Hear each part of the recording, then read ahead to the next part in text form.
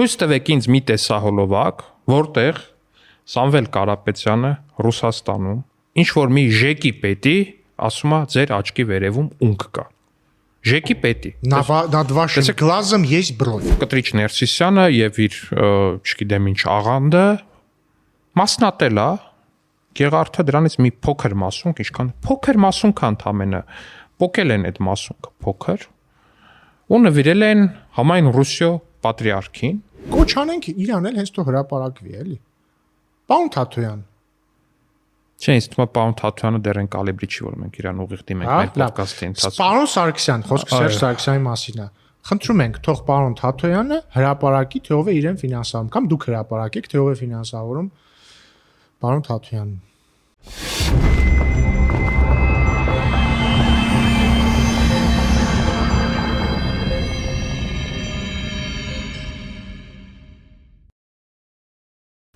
Բարև Ռուբեն։ Բարև Վահագ։ Լավ ես։ Լավ։ Այս տարի նոր տարին լավ անցկացրիր դու ակնհայտորեն։ Ո՞չ չէ։ Իդեպ որ ամսաթվից հետո էլ չեն ասում անցած տոները շնորհավոր։ Այս ամսի 13-ից։ 13-ից, չէ։ Հետևաբար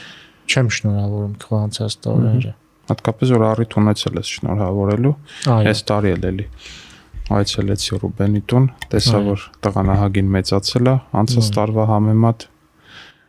Լավ խմեցինք, բայց էլի առաջվա պես բավականին խելոք է։ Այո, այո։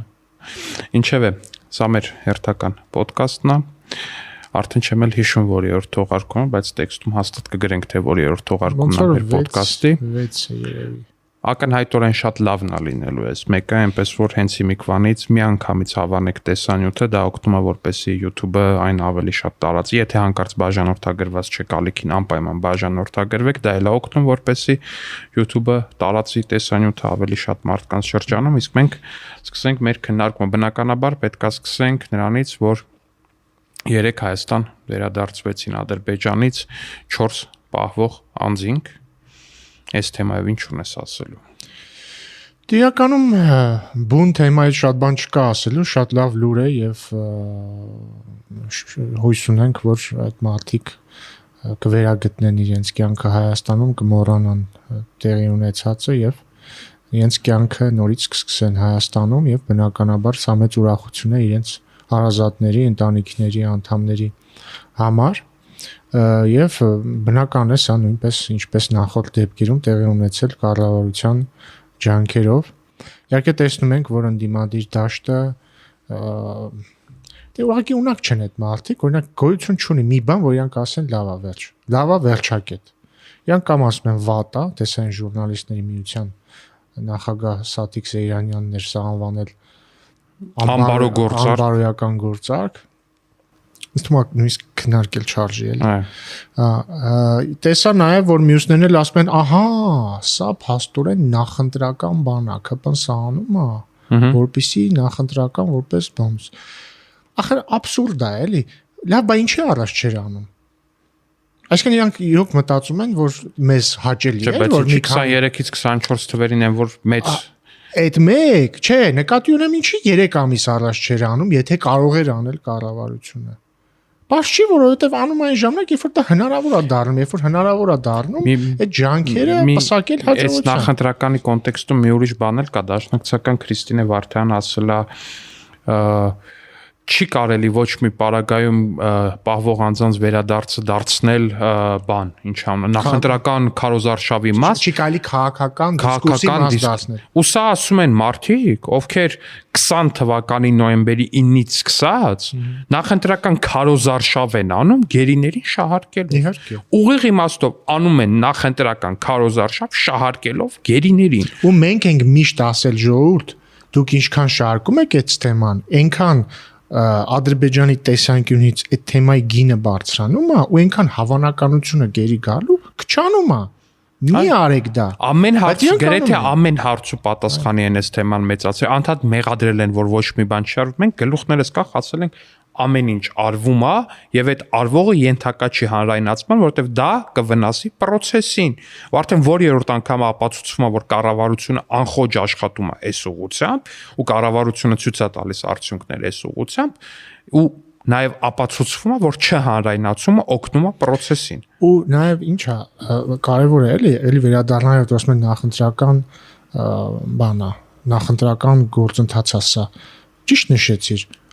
Անցած տարի չէր 23-24 թվականի ձմռանն վերջինը, այո, 23-ից 24 թվականի ձմռանն էր։ Դա էր նախընտրական, կամ դրա նախորդն էր նախընտրական, կամ դրա նախորդի նախորդն էր նախընտրական։ Հիշեցնենք էլի, որ 2020 թվականից հետո կոնկրետ թիվը հիմա չեմ հիշում, բայց հաստատ 200-ից ոչ պակաս գերիա վերադարձել Հայաստան։ Եվ հիմա 19 հոգի են մնացել Ադրբեջան, բնականաբար շարունակելու ենք ամեն ինչ անել, որպեսզի օր առաջ վերադառնան Հայաստան։ Ու այդ արվողի նկատմամբ չենք բարձրաձայնելու, թե ինչ ենք անում։ Կառավարությունը չի բարձրաձայնելու, թե ինչ անում։ Հարայի հերոց է անում, չգիտեմ, մեղադրում է, վերջին մեղադրանքներն հղում կառավարությանը եւ իշխող թիմին, թե իբր վերջիներս բան չեն անում, մեկ էլ մի օր բոլորը զարթնում են, տեսնում են, որ գերիների մի մասը հետ եկավ։ Հիշում ես, ընդհանուր ասում են, տեսեք, Փաշինյանը Թրամփին իր կաբինետում ասել է, որ հանկարծ գերիներին չբերես։ Հիշում ես այդպես մի կոնսպիրոլոգիա կար։ Ասում էին, բանը ժպտում էր միջև, հետո երբ որ Թրամփը խոսած ժպիտը դեմքից գնաց, հետեւաբար դա նշանակում է, որ իրան վատ ազգացել, որ գերիներից է խոսեցվել։ Բայց եթե օրինակ շարունակեր ժպտալ, ասելու են, հա հենա ծիծաղում է մեր այն բանի վրա, որ կան գերիներ։ Իրանք ստեղծել են մի իրավիճակ, այսինքն իրանք տեսան։ Մի տրամաբանություն ունեն, որ այսպես է։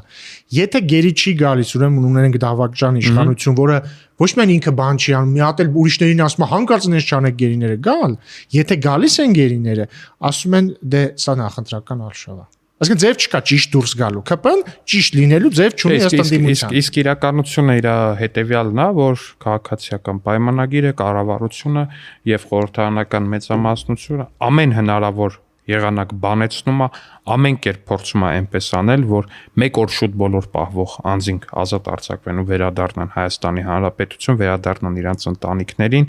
որովհետև մեզ համար սա ոչ թե ինչ-որ քաղաքական թեմա է, ոչ թե ինչ-որ շահարկման թեմա է, ոչ թե ինչ-որ նախընտրական թեմա է, սա մեր համար մարդկային ճակատագրերի թեմա է։ Օրինակ ես նայում էի երեք Սուջյանի կնոջ գրառումներն եմ տեսել, այդ մարդկային պատկերացնում եք, չէ՞ ինչա։ Վագիվ Խաչատրյանի դստեր գրառումը հարցազրույցն եմ տեսել, տեսա որ այսօր արդեն էգոև շատ բարդ ազգանունա դժվար է արտասանում ինձ թողներեն կիններ վերադարձել իր այսօր ու այդ ամեն ինչ մարդկայնորեն տեսնում ես հուզվել եմ անկեղծ ասած։ Անդորում Սուջյանը ներողություն եթե իրոք սխալ արտասանք Էյքմեկջյանը եւ կարծեմ Դավիթ Դավթյանը իրանք ամենաերկարը այնտեղ եղած մարդիկ են, որովհետեւ նոյեմբերի 10-11-ին են գերեվարվել 2020 թվականի։ Վագի Խաչատրյանը 2023-ին էր գերեվարվել։ Եվ այսինքն այստեղ շատ քննարկելու բանել չկա, շնորհավորում ենք ընտանիքների անդամներին, ես ամենակիչներ որ կարող էինք անել եւ ուրախ ենք որ կառավարությանը հաջողվել է նրանց հետ բերել եւ կարծում կարիք չկա այլ ասելու որ բոլորս էլ միշտ ուզել ենք հնարավորինս շուտ սա տեղի ունենա, թող ներեն մեզ որ հիմա կարողացանք դա անել։ Մյուսների հարազատներին էլ մաղթենք համբերություն ու նորից ասենք, որ էլի լուր շարունակելու ենք աշխատանքը հնարավոր բոլոր եղանակներով ու տարբերակներով 1 ժամ շուտ մեր մյուս պահվող անձանց Հայաստան վերադարձնելու ուղղությամբ ու անցնենք մեր մյուս թեմային։ Մյուս թեմա ասելով, չգիտեմ որն է իշ ուզում ասել, ես ասեմ հաջորդ լավ լուրը 3 չէ առաջի օրը կամ ավելի շուտ 3 վաղ առավոտյան Երևանի ժամով Չէ 3, չէ։ Արարատ Միրզոյանը արտգործնախարար Վաշինգտոնում հանդիպեց իր պաշտոնակից Մարկո Ռուբիոին եւ ընդունվեց TRIP, այսինքն Թրամփի ուղու նախագծի վերաբերյալ փաստաթուղթ, որը նկարագրում է, թե ինչպիսին է լինելու TRIP ընկերությունը, այսինքն ընկերությունը, որը ինչը, լավ, հեսա կասենք ինչա դա, հա, TRIP ընկերությունը եւ ընդհանուր սկզբունքները եւ այսպես ինչ է ստացվում, որ հիմնադրվելու է TRIP ընկերություն, հայ-ամերիկյան ընկերություն, որի շահաբաժնի 74%-ը կպատկանի ԱՄՆ-ին, 26%-ը Հայաստանին։ Ընկերություն, դա ընկերություն է։ Հայաստանում կան բազմաթիվ ընկերություններ, որոնց մեծ մասը չեն պատկանում Հայաստանին որևէ կերպ, այսինքն որոնց մեծ մասում Հայաստանը չունի փայաբաժին։ Բայց բոլորն էլ գործում են Հայաստանի օրենսդրության նրա համապատասխան եւ բնականաբար TRIP ընկերությունն էլ գործելու է Հայաստանի օրենսդրությանը համապատասխան եւ ինչ է տեքստում հիշում ես օգոստոսի 8-ից հետո ինչ ասես չեն ասել այս TRIP-ի մասին այն մշտական կասկածյալները էլի չէ ինչեր են ասել որ էլ միջանցքը տվեցին էլ չգիտեմ Զանգեզուրի միջանց տվեցին սա հողը ծախեցին ամերիկացիքին հողը ծախեցին ադրբեջանցիքին հողը վարձով տալիս են ամերիկացիքին այս փաստաթղթում չկա Զանգեզուրի միջանց նշանակում է մյուսում է գրված թաքուն կես կա մյուսում գրված չէր մյուսում գրված կնի եւ այլն ասում էին սա միակողմանի է մենք իրանց համար բացում ենք կոմունիկացիաները մեր համար ոչինչ չի բացվում մեր սահմանապահները չեն կանգնելու մեր մաքսային ծառայությունը չի լինելու հիմա արի ժամանակագրորեն գանք էլի մինչև բուն երեկվա փաստաթղթին ինչ ստացվեց այսքանը իրանք ասում էին չէ այնպես մեջները հատկապես ակտիվ նավանները չեմ ուզում տամ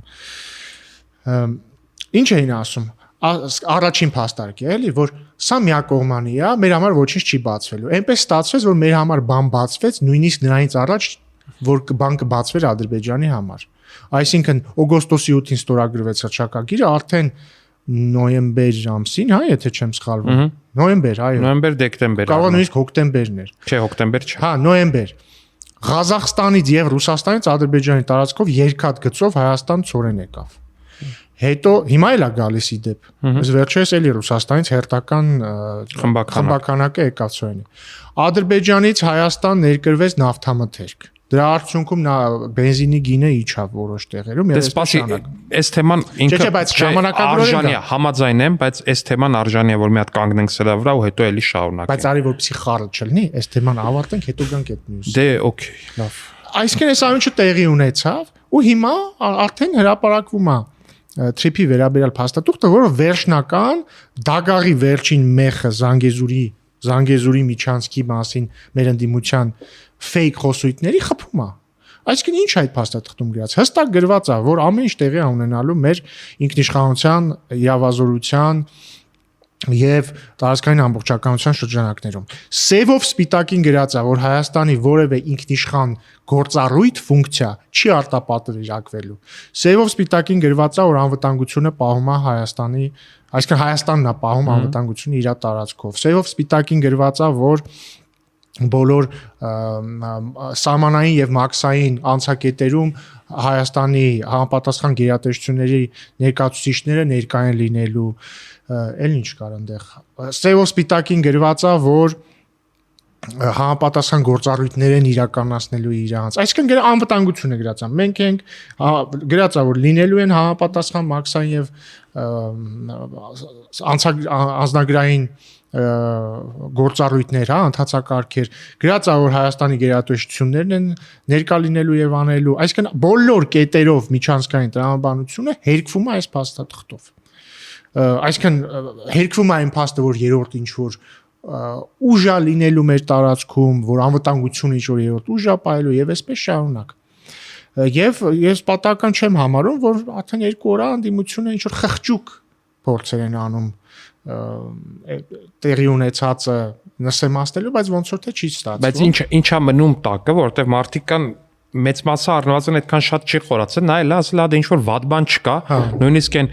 բանը էլի usual suspect այդ բնական կասկածյալները նույնիսկ բանը սովորական կասկածյալները նույնիսկ այդ թեմայի մեջ չեն մտնում առանձնապես։ Ասում սա վատ բան, ասում են Ջեն ասում է այստեղ վատ բան ա գրած, ասում է հա դե լավ բաներ ա գրած, բայց ու էլի մտնում են ստորակետի տակը այսա։ Բայց դեռ էտել այդքան այդ ծավալի սովորական ծավալի չափ չեն մտնում, որովհետև շատ լավ փաստաթուղթ ա ուղղակի ստորագրված է, ինչա դրանից ենթադրվում։ Տեսեք, այդ ընկերությունը հայ-ամերիկյան, որը պետքա հիմնվի ու որը 76%-ը պետքա պատկանի Ամերիկայի Միացյալ Նահանգներին, 74% Ամերիկայի Միացյալ Նահանգներին, իսկ 26-ը Հայաստանի Հանրապետությանը։ Այդ ընկերությունը ինչ իրավունքներ ունենալու։ Այդ ընկերությունը ունենալու է բացառիկ կառուցապատման իրավունք։ Այսինքն փաստացի այն երկաթ գիծը, որը պետք է այդ ճանապարհով կառուցվի, կառուցելու է այդ ընկերությունը։ Տեսեք, այնտեղ ինչեր է գրած։ Գրած է նավթամուղերը, որոնք այդ տեղով կարող են կառուցվելու այդ ընկերությունը։ Գազամուղերը, որոնք որ կարող են կառուցվել այդ տարածքով կառուցելու այդ ընկերությունը։ Այն էլեկտրական հաղորդման, ոնց է դա կոչվում։ Գծերը պետք է կառուցի այդ ընկերությունը։ Տարածքով, այդ տարածքն չէ որ միայն մի տարածք է։ թե որտեղով կանցնեն կոմունիկացիաները, դա հետո կորոշվի։ Հա, Երկաթգիծը པարզ է որտեղով է անցնելու, բայց օրինակ գազամուղ, նավթամուղ դեռ པարզ չի կոնկրետ որտեղով է անցնելու, առանձնապես կարևորել չի։ ու ես ցանցում տեսա իրականում, որ դե մենք չենք կարա անենք, ինչ ենք ամերիկացիների հետ անում, դե հանուն արդարության պիտի ասեմ, որ չգիտես ինչի ես կասկած ունեմ, որ մենք նավթամուղեր ու գազամուղեր կառուցելու շատ մեծ փորձ ունենք, որպես այդպեսին, կամ առնվազն այնպեսի փորձ, որպեսին որ ունեն ամերիկացիները, ու երկրորդն էլ ակնհայտ է, չէ՞, ուղղակի, որ Ամերիկայի Միացյալ Նահանգների պես խաղացողին այս թեմայի մեջ ունենալը Հայաստանի կամ աշխարհի ցանկացած պետության համար եկեք անկեղծ լինենք, դա տենց շատ մեծ բոնուս է։ Ու աշխարհի տասնյակ, եթե ոչ հարյուրավոր պետություններ ուղղակի երանի կտային, որ Ամերիկայի Միացյալ Նահանգները իրենց պետությանում այդ չափի, այդ ծավալի մեծ ներդրումներ աներ, այդ չափի ու այդ ծավալի ենթակառուցվածքներ կառուցեր։ Բայց քեզ մի բան ասեմ, էլի, քանի որ ասացիր, ասում են, մենք չենք կարողանում անենք, բայց դա նշաններ, բա կարողանում էիք անեիք։ Այս 30 տարվա մեջ ինչի երկաթգիծ չի կառուցվել Հայաստանում։ Մի որևէ նոր երկաթգիծ ինչի Հայաստանում չի կառուցվել։ Մի մետր։ Մի մետր։ Բայց այսինքն կիլոմետրեր օրինակ քանդվել են։ Բայց եղածը քանդվել, այո, եղածը քանդվել։ Բացի դրանից մետալալոմի տեղը տարբեր բացի դրանից, որ ասում են մենք չենք կարող, բայց եթե մենք կարող ենք, ինչի է առաջացել անհրաժեշտություն, օրինակ, Հայաստանի երկաթգծային ցանցը կոնցեսիայով տալ Հարավկովկասյան երկաթուղերների ռուսական, կամ ինչի է առաջացել անհրաժեշտություն, ասենք Զվարթնոց օդանավակայանը արգենտինական ընկերության տալ, իհարկե տերը հայ է Էռնեկյանը ազգության, բայց ընկերությունը արգենտինական է, կամ չգիտեմ ինչի է անհրաժեշտություն առաջացել, ասենք ջրմուղը տալ Veolia ընկերությանը, չեմ հիշում, դա կոնցեսիա է, հա, կամ ինչի էր առաջացել անհրաժեշտություն հեծը վաճառել ռուսաստանցի բիզնեսմենի։ Ընդ որում ես ամեն ինչ որ ասում եմ, բացասական իմաստով չեմ ասում։ Նորմալ է, որ տարբեր երկրներում կարող են գործել արտասահմանյան ընկերություններ, բայց միտքը որն է, որ այդ ընկերությունները գործում են այդ երկրի օրենսդրությամբ։ Ես երբ որ օրինակները բերեցի, ես բացասական իմաստով չեմ ասում։ Այսինքն շատ օրինակներ կա այդտեղ, որ բացասական է, բայց ոչ թե բացասական է որպես որովհետև օտար ընկերություն, այլ բացասական է, որ լավ չեն աշխատել։ Գործարքի մանրամասները, դրան հաջորդած աշխատանքը։ Բայց ինքնիշխանության իմաստով որևէ խնդիր այդտեղ չկա։ Եվ նայես տեսել եմ ինչ որ հարցեր փորձում են այսպես մանրապունացնել, իսկ ինչու է Հայաստանի մասնաբաժինը 26%։ Որտեվ բիզնեսը այդպես է կառուցված։ Իրականում Հայաստանի մասնաբաժինը կարող էր այդտեղ 0% էլ լինել։ Այսինքն եթե 0% լիներ, դա չէր նշանակելու, որ վերջ էս տարածքը կամ ենթակառուցվածքը Հայաստանի ինքնիշխանության տակ չի։ Դա ուղղակի կլիներ եւս մեկ ընկերություն, որը ամբողջությամբ, որի մեջ Հայաստանի կառավարությունը չունի փայաբաժին, այսինքն Հայաստանը, բայց որը որ ինքներով աշխատում։ Օրինակ Զանգեզուրի պղնձամոլիբդենային կոմբինատը մեր իշխանության օրոք որոշակի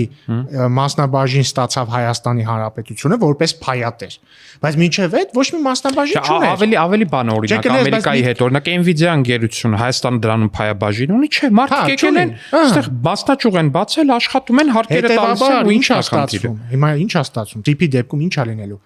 Ոչ միայն դա լինելու է ընկերություն, որը բնականաբար Հայաստանի օրենսդրության համապատասխան Հայաստանի ինքնիշխանության ներքո գործունեություն է ծավալելու Հայաստանում եւ հարկեր ու տուրքեր է վճարելու։ Դա ամեն դեպքում ստանում է Հայաստանը։ Պլյուս դրան մի հատ էլ Հայաստանը դրա մեջ մասնաբաժին ունի, որից նաև բիզնես եկամուտ է ստանալու Հայաստանի Հանրապետության։ Այսինքն Հայաստանի բյուջե մտնելու է ոչ միայն եկամուտ հարկերի տեսքով, որը նաև Nvidia-ից է գալու, որը մյուսից է գալու, այլ գալու է նաև բիզնես շահույթի մի մասը։ Այսինքն մենք ահռելի ֆինանսական օգուտներ ենք ստանում։ Այսինքն մի հատ էլ էլի հարգելի քաղաքացիներ, տեսեք, նայեք մի հատ ինչերա գրած։ Գազամուղ, նավթամուղ, երկաթգիծ, էլեկտրական հաղորդման լարեր։ Այս ամեն ինչը Հայաստանի տարածքով։ Ակնհայտ է, չէ, որ սա տնտեսական օգուտներ է բերելու Հայաստանի։ Ու ակնհայտ է, որ այս ամեն ինչին Հայաստանի Հանրապետությունը հասել է մեր կառավարության արտաքին հարաբերությունների ոլորտում ներդրած շատ լուրջ, նույնիսկ լրջագույն ջանքերի շնորհիվ, ու ես ուզում եմ շնորհակալություն հայտնել մեր կառավարությանը, որտեղ Սա տիտանական մի բան ասենք, սրանից մի 10 տարի առաջ ինչ որ մեկ ասեր Հայաստանում ասենց մեգա պրոյեկտ ա լինելու որպես այդպեսին, որը կտրականապես փոխելու է Հայաստանի ընկալումը միջազգային դաշտում առհասարակ, Հայաստանի տնտեսական զարգացման հեռանկարն ասենք սարեր ու ձորերի տարբերությամբ փոխելու, չենք հավատա ուղղակի։ Ես քեզ մի հավելյալ օրինակ էլ բերեմ, էլի։ Ավելի շուտ հավելյալ շերտ բացենք։ Տնտեսական կարծես թե անվիճելի է, ավելի շուտ կարծես թե բոլորը հասկանում են, որ քո նկարագրածը, այսինքն երկաթգիծ, էլեկտրահաղորդիչ գծեր, նավթամուղ, գազանումուղ, որ դա տնտեսապես լավ բան է։ Հայաստանի փող է մտնելու Հայաստանի բյուջե դրանից։ Եվ ոչ միայն բյուջե, այսինքն ընդհանուր տնտեսական զարգացում է լինելու։ Էլ չենք ասում նույնիսկ, որ դրա արդյունքում նաև մեր համար են բացվելու ճանապարհները, որոնց մի մասը արդեն իսկ բացվել է։ Այսինքն հիմա արդեն Ռուսաստանից երկաթգծով բան է գալիս, Ղազախստանից կարող է գալ, պլյուս դեպի Իրան էլ երկաթգծային կապ է ստեղծվելու եւ այսպես շարունակ։ Բայց ես կուզեի նաեւ մենք անվտանգային կոմպոնենտը նայենք։ Ես օրինակ հաճախ ասում եմ հետեւյալը, որ սահմանը, որով անցնում է կոմունիկացիա, դա կլինի ավտոմեքենա, գնացք, նավթ, նավթատարով, գազ, գազատարով, էլեկտրականություն, էլեկտրահաղորդիչ գծով ավելի անվտանգ սահման է, քան սահման, որի վրա երկու կողմից կանգնած են խրամատավորված զինվորներ։ Միանշանակ։ Ու կարող է դա հնչել անտրամաբանական, դե ոնց, այն դեպքում մարդ չկա կանգնած սահմանին կամ թեթևա սահմանապահներ են, երբեք չի լինում, որ սահմանին մարդ կանգնած չլինի, բացառությամբ ասենք Շենգեն երկրների։ Բայց ասենք սահմանապահներ են կանգնած, մյուս դեպքում խրամատավորված կանգնած են։ Կարող է առաջին հայացքից թվալ, թե որ այս խրամատավորված են, ուրեմն ավելի անվտանգ է։ Բայց ոչ, որովհետև հավանականությունը, որ խրամատավորված զինվորներով սահմանին բախում կլինի, ավելի մեծ է, քան մյուս դեպքում։ Ինչու է այն դեպքում, երբ որ կոմունիկացիաներ են անցնում, ավելի հավանականությունը կտրուկ կընկնում սահմանային բախումների։ Օրինակը բերեմ, որպեսզի մարդիկ հասկանան, ոչ թե մեր վրա, այլ մեր հարևանների վրա։ Օրինակ, երբ որ մենք լսում ենք, չէ, օրինակ Իրանում տեղի ունեցավ սա կամ նա, ասենք, չգիտեմ, նախորդ տարվա սկզբում կհիշեն մարդիկ, որ Իրան-Իսրայել բախումներ եղան, ԱՄՆ-Իրան բախումներ եղան։ Առաջին բանը, որ մեր մտքով անցնում է, որն է, բա ինչ վատ է, չէ, որ մեր հարևան երկրում անկայուն իրավիճակ է, սա կարող է բացասաբար ազդել մեր վրա։ Ինչի, որովհետև Իրանի տարածքով, այսինքն Իրան, մենք երկու երկիր ունենք այս պահեդրությամբ, որ ամբողջությամբ բաց են սահմանները մեզ համար, չէ, Իրանն ու Վրաստանը, իրախություն մեզ Ադրբեջանն էլ մասնակիորեն ավելացել է դրան, եւ հենց լսում ենք, չէ, մտածում ենք իրանց մոտ եթե անկայունություն լինի, այսինքն մեր համար խնդիրներ լոգիստիկ կստեղծվեն։ Նույնն էլ Վրաստանում, չէ, ասենք, եթե լսենք Վրաստանում, այս ինչ ա, օրինակ 2008 թվականին ռուս-վրացական պատերազմ եղավ, չէ, առաջին բանը մարդկանց մտքում ո՞րն էր, վայ, ինչ վատ է, ոնց մեր վիճակը ինչ ա լինելու, բա փոթիից բեռները ոնց են գալու, բանից ոնց են գալու, լարսից եւ այսպես շարունակ, չէ։ Հիմա պատկերացրեք, եթե Հայաստանը դառնում է խաչմերուկ ենթակառուցվածքների, այն նույն ձև ոնց որ մենք ենք անհանգստանում, որ մեր հարևան երկրներում համբագարց մի բան տեղի չունենա։ Նույն ձև մեր հարևանները ու մեր հարևանների հարևանները ու իրանց հարևաններն են անհանգստանալու, որ Հայաստանում հանգարց մի բան տեղի չունենա, որպեսզի այդ լոգիստիկ շղթաները չխաթարվեն։ Այլ կերպ ասած, պայմանական, եթե օրինակ Հայաստանի տարածքով պետքա երկաթգինծ անցնի, որը էլի պայմանական X ասենք թե լավ, Ղազախստանից Բուլղարիա ապրանք է տանում։ Պարզա չէ, որ Ղազախստանն էլ Բուլղարիան էլ շահագրգռված են լինելու, կրկնակի, եռակի, քառակի, շահագրգռված են լինելու, որ Հայաստանի հետ հանկարծ որևէ բան տեղի չունենա, որպեսզի իրանց այդ շղթան չքանդվի։ Նույն ձև եթե օրինակ պայմանական Բուլղարիան, Ղազախստանը ամբողջությամբ հասկանալի է։ Նույնիսկ դաշնակցականները հասկանում են սա։ Դաշնակցականները ասում բոլորից լավ են դա հասկանում, բայց դա նրանց չի խանգարում դրա կտրուկ հակառակը ասելու։ Հասկացա։ Լավ։ Բայց տնտեսական օգուտների մասին, որոնք այս ամեն ինչից արդեն Հայաստանը ձեռք է բերում ու Հայաստանի քաղաքացին է հենց առաջինը իր վերահսկում, բենզինը։ Բենզինի վրա ես ուզում եմ մենք հատուկ կենտրոնանանք, որտեվ ինչա տեղ ունեն մեզ բենզինի օրինակը ինքը ուղղակի փայլուն է, փայլունագույնն է, ես կասեի։ Տեսեք, Ադրբեջանից Հայաստան է ներկրվում պրեմիում տեսակի բենզին, որը միջև այդ ներկրման սկսելը Հայաստանի գրեթե բոլոր բենզալցակայաններում արժեր 520-ից 540 դրամ։ Եկավ ադրբեջանական բենզինը, այն բենզալցակայանները, որոնք որ բերել էին ադրբեջանական բենզինը, սկսեցին այն վաճառել 450, 60, 40, ինչ որ 70, 400 քանի դրամով մի խոսքով։ Միանգամից այդ դաշնակցական, սերժական, քոչարանական մամուլը սկսեց այս դավաճանները բենզին են բերել Թուրքի, Թշնամու, ադրբեջանցու բենզինն են բերել։ Միթե կարելի է այս բենզինը լցնել, բան, թիրախավորեցին են մարդկանց, ովքեր այդ բենզինն էին լցնում, բան։ Արդյոք ասին, հո դուք ապուշ չեք, ասենք ակնհայտ է, չէ՞ որ եթե միտեղ կա կապիտալիստական աշխարհում տենց է, երբ որ սպառողը տեսնում է, որ նույն բանը կա 530 դրամով ու նույն բանը կա 460 դրամով, չգիտեմ, ինքը լցնելու է 460 դրամ, լրիվ տրամաբանական մի բան է, ու մեկ այդ թիրախավորումը շարունակվում էր, բա ես միթե ավել լավ չի լցնենք, չգիտեմ ինչա կամ բենզին, որը որ վաճառվում է մյուս բենզալցակայաններում, քան ադրբեջանական բենզին ավելի էժան գնով, դες ժամանակի ընթացքում եկել տեսանք, որ այն մնացած բենզալցակայանները, այն թունդ հայրենասիրական, որ ադրբեջանական բենզին բերելուց հրաժարվում էին, ու պրեմիում բենզինը ծախում էին 530 դրամով։ Չեն առել ադրբեջանական բենզինը, ռուսական կամ չգիտեմ ինչական բենզինն են բերում, բայց 530-ից գինը ոնց որ իջացրել են 490 դրամ։ Ու փաստորեն կարող էին իջացնել, բայց չէին իջացնում։ Ու փաստորեն հա հասկանում եք այդ մարդկանց հայրենասիրությունը որտեղ էր, որ տենց կիսամենաշնորային դիրք ունեին, Հայաստանի քաղաքացիների վրա, տենց մի լիտր բենզինում 40 դրամ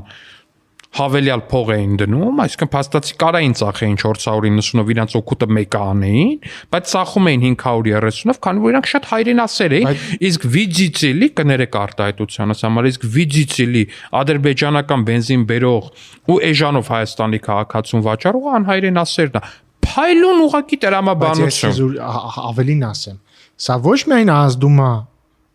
մեր ներքին շուկայի խաղացողների վրա, այդ քո նշած սուտի հայրենասեր բիզնեսմենների վրա, որոնք իրենց մոնոպոլ դիրք օգտագործում էին գերշահույթ ստանալու համար, այլ նաև այլ երկրների տնտեսվարողների վրա ու այլ երկրների վրա, որոնց միջոցով տրանզիտ էր լինում։ Այսինքն պարզ է, չէ՞ որ իրանք տենում են, այս հայերը ունեն այլընտրանք։ Նշանակում է մենք չենք կարող օրինակ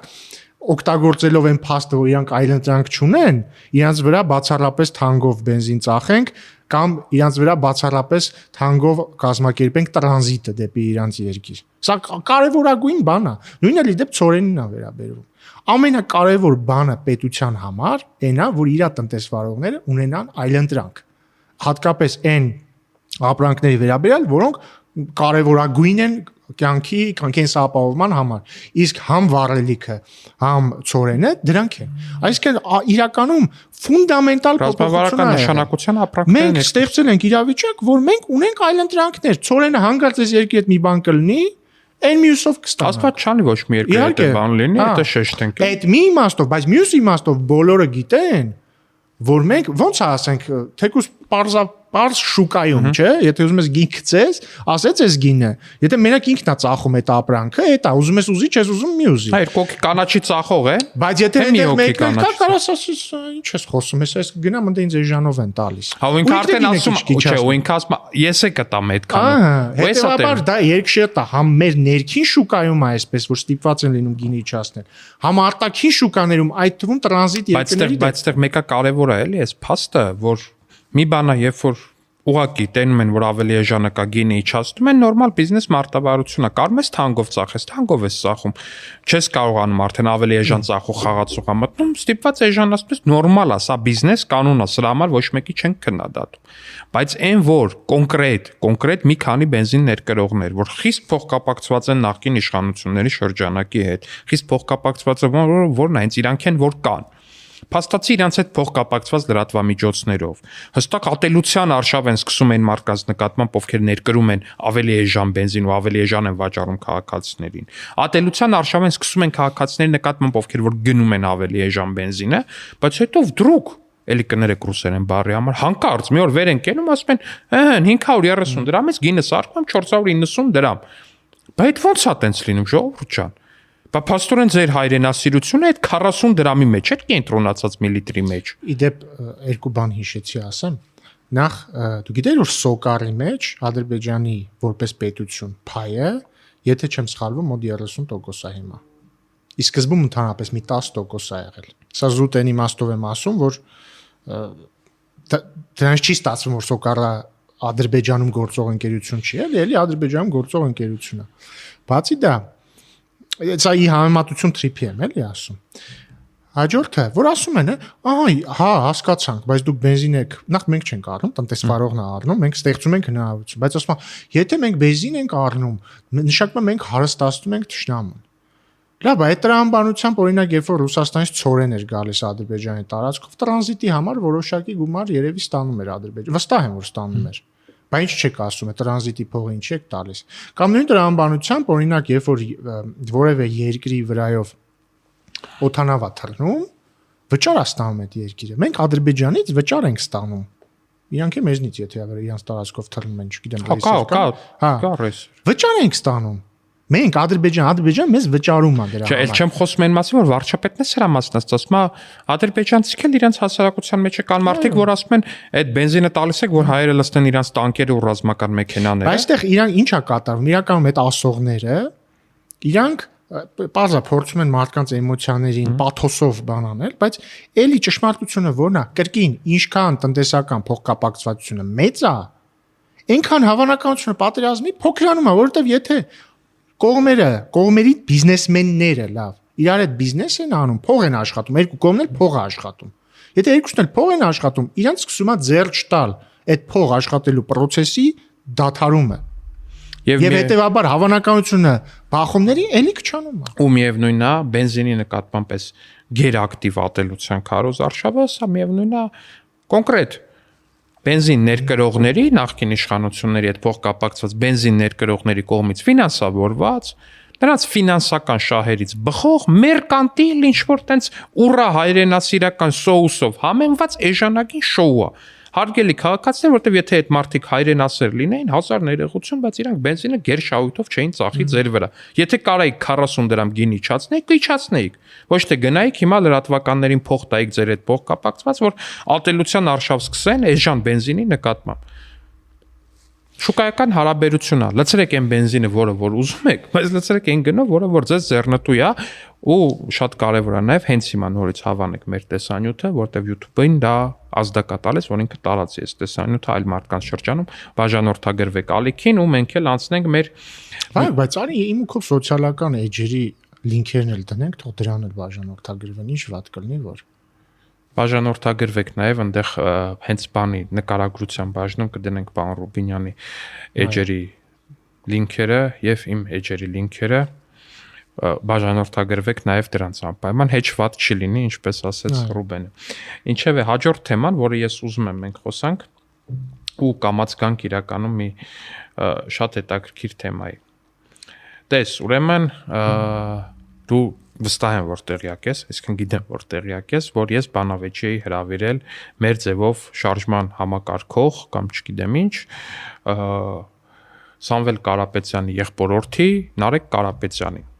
Ու տեղյակ ես որ Նարեկ Կարապետյանը այդ բանավեճից վախեցավ, այլ կերպ ասած փախավ այդ բանավեճից, չգիտեմ ինչ, այսինքն գիտեմ ինչ բաներից ելնելով ու գիտես որ դրանից հետո մարդը սկսեց բան անել, տեն ձևացնել, թե իբր այդ ամեն ինչը տեղի չի ունեցել ու քաղաքական ինչ որ տեքստեր ասել ու դրանցից ամենահետաքրքիրը հետևյալն էր, որ սկսեցին խոսալ վարչապետի աշխատակազմի ֆինանսական պետական բյուջեով վարչապետի աշխատակազմի համար նախատեսված բյուջեից։ Հիմա ես ուզում եմ որպեսզի մեր դիտողները ու լսողները հասկանան թե ինչ աստիճանի ապուշության մասին, ապուշության հետ մենք գործ ունենք որպես այդպես։ Տեսեք Այս մարդիկ ձևիստները բողոքում են, որ պատկերացնում եք վարչապետի աշխատակազմի համար տարեկան նախատեսված է $65 միլիոն։ Նախ ուղիղ բացարձակ թվով սա համեմատել ինչ-որ բանի հետ ուղղակի ֆիզիկապես չի կարելի, սա օրինակ պետք է համատել պետբյուջեում դրա մասնաբաժնի հետ, օրինակ պետբյուջեից ինչքան մասնաբաժինը հատկացված վարչապետի աշխատակազմին, չգիտեմ, նախագահի աշխատակազմին, բայց նաև հստակեցնենք, էլի կարող մարդկանց մոտ թյուր տպավորություն ունի, վարչապետի աշխատակազմը այնպես չէ, որ վարչապետն է, ասենք իր օգնականը եւ մեկ քարտուղար։ Հա դա ահռելի կառույց է։ Վարչապետի աշխատակազմի մեջ ներառվում է վարչապետը իր այսինքն իր ստաֆով, կաբինետը, փոխվարչապետերի աշխատակազմերը, աշխատակազմի ղեկավարը, վարչություններ, տեսչական մարմիններ, ու այսինքն ահռելի կառավարության շենքը բոլորը տեսած կլինեք, այ վարչապետի աշխատակազմը այդ ահռելի կառավարության շենքն է։ Ու այդ ծախսերի մեջ մտնում է որպես այդպեսին գործուղումները ամենատարբեր երկրներ, միջազգային տարբեր միջոցառումների անցկացումը Հայաստանի Հանրապետություն, աշխատավարձերը այդքան աշխատողների, մի խոսքով 1000 ու մի բան է դրա մեջ ներգրաված, բայց հեսա դրան կհասնենք էլի որպես այդպեսին։ Ամենաաբսուրդային էս պատմության մեջ էն է, որ վարչապետ ու նախագահ, այս երկուսը միացնենք իրար, որտեվ այն ժամանակ օրինակ երբ որ Նարեկ Կարապետյանի հայրը, Կարեն Կարապետյանը, Սամվել Կարապետյանի եղբայրը Սերժ Սարգսյանի աշխատակազմի ղեկավարն էր, այն ժամանակ կիսանախագահական մոդել էր։ Հիմա խորհրդարանական մոդել է, փաստացի մի դեպքում երկրի ղեկավարը նախագահն էր, մի դեպքում վարչապետը։ Այդ երկուսը միացնենք իրար, այն ժամանակ նախագահ կառավարություն եւ հիմա վարչապետ նախագահ։ Այս երկու աշխատակազմերը ամենաաբսուրդն է նա, որ Նարեկ Կարապետյանի հոր աշխատակազմի ղեկավար եղած ժամանակ պետական բյուջեից նախագահական պլյուս կառավարություն մասնաբաժինը ֆինանսավորման այդ աշխատակազմերի այն ժամանակ եղել է 3%, հիմա այդ թիվը 0.7 կամ 0.9% է։ Եթե չեմ սխալվում, բացարձակ թիվն էլ այն ժամանակ ավելի մեծ եղել Արայիկ Հարությունյանն էր, կարծեմ, այդպեսի բացարձակ թիվը չեմ կարող պնդել։ Կարծեմ ինքը ասում էր 29 միլիարդ, հա, ոնց որ։ Հա, եթե դրամով նայենք, կարող բարձր ավելի մեծ է։ Կարծեմ ասում էր, որ 2010 թվին նորից պետք է նայել, 2010 թվին 29 միլիարդ եղել, 29 միլիարդ եղել է 2010 թվին, 27 միլիարդ հիմա, երկուսն իրար հետ։ Եթե չեմ սխալվում, բացարձակ թվով նույնիսկ հիմա ավելի քիչ է։ Դե մի խոսքով, սա ուղղակի փարիսեցիություն է։ Բայց մի հատ է ավելի հետաքրքիր բան ասեմ, այդ ռուսաստանցի գործատ ու գործարար տարբեր բառեր կան գործ բառով սկսող, բայց ես գործարարը նկատի ունեմ։ Ռուսաստանցի գործարարի Զարմիկը տեսա որ ասում է «Սիրելի ժողովուրդ, տեսեք ինչեր կարող էր անել կառավարությունը այդ 65 միլիոնով»։ Օրինակ կարող էր Մարտունիում գործարան կառուցել, Մարտունիում թե Գեղարքունիքում։ Կարևոր չի ինչ-որ։ Այստեղ ունեմ երկու ասելու բան։ Ինչպես կարող էր կառավարությունը որևէ բան կառուցել, եթե ինքը չունենար այդ 65 միլիոնը, այսինքն ինքը այդ աշխատակազմը չէր գործելու։ Չկար, չէր լինի աշխատող, որտեղ աշխատավարձ չէր լինի, շենք չէր ունենա, ոչ մի բան չէր ունենա։ Բ. Էհա սիրելի Զարմիկ, ձեր հայրիկի օրոք, երբ որ էլի մոտավորապես մի այդքան բյուջե ա ունեցել կառավարության եւ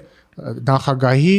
աշխատակազմերը, քանի այդ գործարան է կառուցել Մարտունիում։ Այս ձեր իշխանության օրոք քանի այդ գործարան է կառուցել։ 0 բայց կնես, կարելի է նույնիսկ համատել, էլի, մի օր շատ հետաքրքիր վարժություն կարելի անել, նայել օրինակ այդ ռուսաստանցի գործարարը իր ընկերություններով։ Քանի գործարան է կառուցել Հայաստանում 2018 թվից առաջ ու 2018 թվից հետո։ Բայց իմ իմանալով ինքը գործարանների վրա այդքան կենտրոնացած չէ, ավելի շատ առևտրի կենտրոններ է սարքում։ Թեկուզ առևտրի կենտրոններ, մի հատ համատենք նրանից առաջ եւ ընդհանուր իր բիզնես գործունեությունը երբ ավելի զարգացել։ 2018-ից հետո թե առաջ։ Բայց այդտեղ էլի մի նյուանս էլ կա, էլի, երբ որ ասում է այդ գումարով կարող եք էս անել, դա ինչ է ենթադրում։ Այսինքն այդ գումարը աշխատակազմի վրա չծախսեիք, ճիշտ է։ Հա։ Այսինքն դա ինչ է նշանակում։ Վարչապետի աշխատակազմում, ինչպես դու շատ ճիշտ նշեցիր, ներկայացված են տեսչական մարմինները որպես այդպեսին։ Օրինակ Սննդի անվտանգության տեսչական մարմին։ Պետք է սննդի անվտանգությանը չհետևել։ Այսինքն սա նշանակում է, որ մեր հարգելի Զարմիկը պնդում է, որ պետք է սննդի անվտանգությանը չհետևել։ Օրինակ ձեր երեխային կարաք ուղարկեք մանկապարտեզ, այդ սնունդը ստուգված չլինի։ Գնաք խանութ ձեր երեխայի հետ կնես ու գնեք ինչ-որ մի հատ երշիկ, որը բարձի մեջ ունի սալմոնելա կամ չգիտեմ ինչ։ Պիցայում չէր աղիքային ցուպիկ չէին գտել ես վերջերս։ Առանձնապես տենց լավ չեն սննդային անվտանգության հետ։ Հա, ինչ որ տենց մի բան գտել էին։ Հա, օրինակ երևի ենթադրում դրանից է գալիս, օրինակ եթե սննդի անվտանգության տեսչական մարմինը չլներ, դուք այդ օրերին կգնայիք տաշիր պիցա, այն փակված չէր լինի, կուտեիք ու կստանայիք աղիքային ցուպիկ։ Կամ չգիտեմ, կգնայիք երշիկ կգնայիք ձեր երեխայի հետ, ձեր երեխան կուտերու անվտանգությունը եւ հրդեհային անվտանգություն, քաղշին տեսչականը որը ասենք, չգիտեմ, հիմա նորակառուցում տուն եք գնել, այդ նորակառուցում տունը ստուգված չի ասածների վրա, ու մի բան էլ ասեմ, էլի այդ որ ասում է, էլի ասում է 65 միլիոնով գործարան կարելի է սարքել։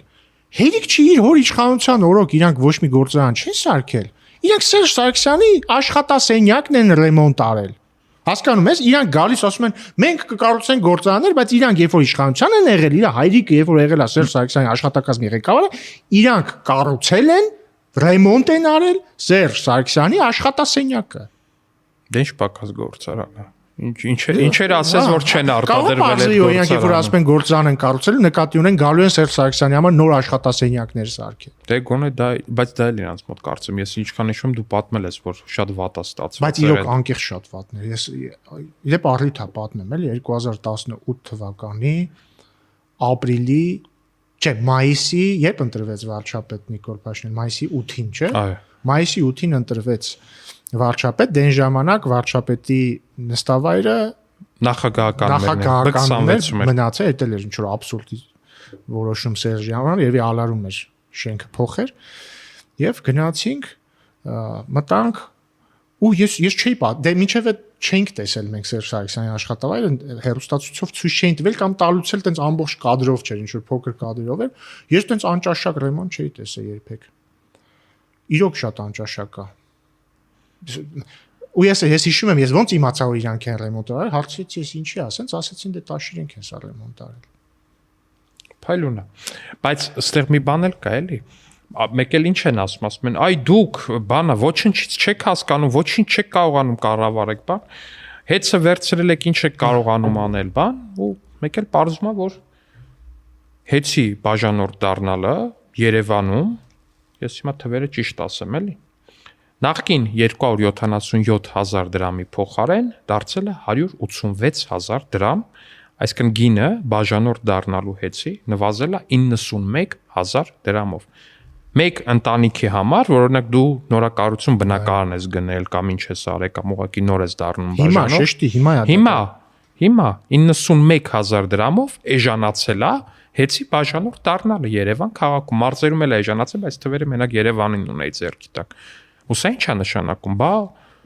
այդ ինչ է կարելի է մարդկանց։ Իհարկե հնարավոր էր, բայց իրանք ինչ էին անում։ Իրանք հենց էին այդ տենդերները գրում, որ դրանք կարողանային մասնակցել մեն իրանց հետ փոխկապակցված ընկերություններ։ Փաստացի այդ տենդերները շահում էին կամ չգիտեմ, այտենց էին գրում, թե դա զուտ պատահականություն էր, ինչին ես չեմ հավատում իհարկե, բայց սա իմ հավատի հարցն է։ Այնց էր ստացվում, որ այդ տենդերները բաժանորդի միացումները տալու շահում էին Տաշիր գրուպի այդ փոխկապակցված ընկերություններ, շահում էին 277,000 ահռելի գնով, մրցակցություն չկար, գինը մարդկանց համար շատ բարձր էր, մարդիկ անիմաստ թանկ գին էին վճարում բաժանորդ դառնալու համար։ Բայց հիմա փաստացի գինը նվազել է 91,000 դրամով։ Ու սա մենակ մի օրինակ է, թե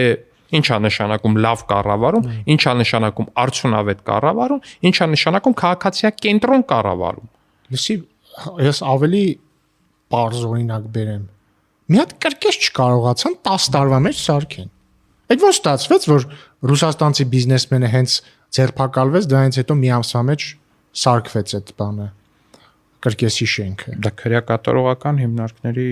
բան գործունեություն։ Բարերար ազդեցությունն է, այո։ Փաստորեն ափսոս որ շուտ չի ձերբակալվել, ավելի շուտ կավարտեին այդ շենքը։ Այսինքն իրանք խոսում են կառավարումից, երբ որ մի պայմանում, երբ որ 10 տարի մի հատ շենք են սարքում, 10-ից ավել երեք, 15 տարի, մոտ 15 տարի այո։ Որ լսել ես, այս վերջերս սկսել են sense բան անել բան։ Փաշինյանը թույլ առաջնորդ է, իսկ Սամվելը ուժեղ։ Նախ ակնհայտ է, որ իրանք վարձել են ինչ-որ բան, ինչ-որ քաղ տեխնոլոգների։ Հա դա։ Ու հաստատ նստել են ասել են տեսեք։ Կներեցել disclaimer, սիրելի քաղաքական ուժեր, մի վարձեք քաղ տեխնոլոգների։ Խնդրեմ։ Առնվազն մեր իմացած քաղ տեխնոլոգների վարձեք։ Իդեպ քաղաքացիական պայմանագիրը երբեք ոչ մի քաղ տեխնոլոգ չի վարձել, զուտ եթե հետաքրքիր է։ Հա, վարձել են, ասել են ժողովուրդը հիմա ժողովրդին պետք է ասել, որ մեզ պետք է ուժեղ առաջնորդ, պետք է դա акцентավորել հաստատ, եւ կարող նույնիսկ հայերեն չեն ասել են народу нужен сильный лидер, нужно твердая рука, բան, ու դրա համար սկսել են այդ ասել, բայց ուզում եմ հասկանամ ինչու՞ է երևում, էլի որ օրինակ Սամվել Կարապետյանը ուժեղ առաջնորդ է։ Նախ եթե ուժեղ առաջնորդ է, ինչի է իրանց ընտանիքս ամբողջ օրը լացուկոցը կապել, թե ազատ թողեք Սամվել Կարապետյանին, ազատություն Սամվել Կարապետյանին։ Այդ ուժեղ առաջնորդը տենց, հա։ Երկրորդը ընտանիք կոչվածը նկատի ունենք Նարեկին եւ նրա որդուն, ովքեր քաղաքական թեմայի մեջ են, մնացածի հետ գործ չունեն, ոչ քաղաքականի հետ գործ չունեն։ Կամ մի քանի օր առաջ իրանք սիրում են, չի ասել, նա ունի կապեր Ռուսաստանում եւ աշխարհում եւ այլն։ Այնա մի հատ Սալավյով կա, ռուս լրագրող։ Իրա մոտ ընկերն է, համենայն դեպս ինքն է հայտարարել դրա մասին, ասել է իմ հարազատ ընկեր Սամվել Կարապետյանը։ Մոտիկ ենք։ Այս վերջերս այդ իրա հարազատ ընկերը կոչեր անում, որպեսզի Ռուսաստանը ռազմական հարձակում սկսի Հայաստանի դեմ։ Բայց ուժեղ առաջնորդը չի կարող ընկերոջը ասի ինչ է, ասենց ապուշ դուրս տալիս, ներողություն խնդրի։ Եթե ինքը բավականաչափ ուժեղ ելներ, այդ ընկերոջ մտքով չերել անցնի տենց բան։ Կամ էլ ինքը ուժեղ է, բայց իրան ձեռ է տալիս։ Էս էլ կարող է ինքը այնքան ուժեղ է, որ ստիպում է, որ իր ընկերը տենց ապուշ բաներ խոսա։ Այս չի թվում, որ Սալավյովին ստիպելու մեծ կարիք կա, բայց օրինակ եթե Սալավյովը առնվազն հարգեր իր անկերոջը, Սամվել Կարապետյանը լիներ այնքան ուժեղ, որ իրան գոնե իր անկեր Սալավյովը հարգեր, նման բան չէր ասի Սամվել Կարապետյանի հայրենիքներից մեկի նկատմամբ։ Չէր ասի ու վերջ, ուղղակի չէր ասի։ Հիմա օրինակ չգիտեմ, դու էլ ուսանողական ընկերներ ունես, չէ՞, ասենք ինչ որ ճանապարհ ենք անցել, ամեն մեկս դրսում ենք սովորել, դու Եվրոպայում, ես Հորդանանում։ Այդ ընկերներ կյանքում ես հիշում եմ, որ օրինակ 44 օրյայի պատերազմի ժամանակ մեր որոշ ուսանողական ընկերներ իմ կուրսեցի, բան տենում էի ինչ որ բաներ էին գրում Հայաստանին, բան, տենց պաշտպանող բան եւ այլն։ Բանը էլի տալիս, հասկանում ես, տենց հասկանում ես, որ այդ մարդը քեզ է սիրում, քեզ է հարգում, քո երկիրը, այո։ Իսկ ինչ էր անում, իսկ արի չհարցնենք, ինչ էին անում Սամվել Կարապետյանի ընկերները, արի հարցնենք ինքը ինչ էր անում ռուսաստանցի գործարարը։ Կողմերին կոչ էր անում սեղանի շուրջ հարթել տարածաշրջանը։ Հա, էդ ուժի մի ուրիշ դրսևորում է, որ այնքան ուժեղ տղա է Սամվել Կարապետյանը, այնքան ուժեղ է, որ դուք չի անում նույնիսկ Ռուսաստանում գտնված ժամանակ 44 օրյա պատերազմի ժամանակ հստակ Հայաստանի օկտին մի բառ ասի, հասկանում եք, ինքը հավասարության նշան է դնում Հայաստանի ու Ադրբեջանի միջև, իսկ դա ուղղակի քաղաքական վախկոտության արդյունք է, որտեղ թե ինքն է քաղաքականապես վախկոտ, եւ թե իր եղբորորդի Նարեկն է քաղաքականապես վախկոտ, որտեղ վախեցավ ու փախավ ինձ այդ բանավեճից, ու իրանք առհասարակ տենց քաղաքականապես վախկոտության մարմնավորում են որպես այդպես։ Եթե քաղաքականապես վախկոտ չլիներ, 44 օրյա պատերազմի օրերին հավասարության նշան չէր դնի Հայաստանի ու Ադրբեջանի միջև։ Եթե նրա եղբորորդի Նարեկ Կարապետյանը քաղաքականապես վախկոտ չլիներ, չէր վախենա ու չէր փախչի ինձ այդ բանավեճից։ Սխալ եմ ասում ինչ որ բան։ Ինձ թվում է ված չես ասում։ Դե թող գան էլի, թող գան բանավեճի կամ առնվազն թող։ Չէ, դե գա ինչ ասում։ Թող ռուսաստանցի բիզնեսմենին արդեն գա մի կոմենտ գրի մեր ստատուսների տակ, ինչ շփվենք։ Հա չէ, բայց դու նկատել ես օրինակ։ Կարոտել եմ, վաղուց չի եկել դեպ։ Բայց դու չէ, եկել ես վերջերս էլի, ես երբ որ իր եղբորը Նարեկին կանչել էի բանավեճի, Նարեկն է վախեցել փախել էր այդ բանավեճից, նրա եղբորորդին Սամվել Կարապետյանի տղան հենց այդ օրերին էլ ինչ որ թեգել էր ինձ ու քեզ Instagram-ով։ Բայց չհասկացա այդ ինչ էր թեգել, ինչ որ հիմար տեսահոլովակի վրա էր թեգել, տենց իր արևին բաներ անում, մեր վրա կատակներ էր անում, բոցեր էր անում, բայց ինչևէ ռուսաստանցի գործարարի ընտանիքին կրկին ֆիքսելով որ ընտանիք ասելով նկատի ունենք քաղաքականապես ակտիվ հատվածին կոչ անենք բաժանորդագրվել մեր YouTube-յան ալիքին, մեր սոցիալական ցանցերին, եթե արդեն դա չեն արել, եթե արդեն արել են։ Իսկ բոլոր նրանք ովքեր չեն արել, արեք, որտեվ նույնիսկ նրանք դա արդեն արել են։ Մի բան էլ ասեմ, վերջերս Սուրեն Պապիկյանը, Պաշտպանության նախարար, հայտարարեց, որ ինքը Պաշտպանության նախարարությունից ազատել է բոլոր այն պաշտոնյաներին, որոնց որդիները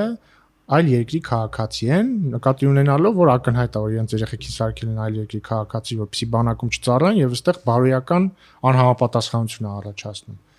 Ու ճիշտ է արել, ես ողջունում եմ։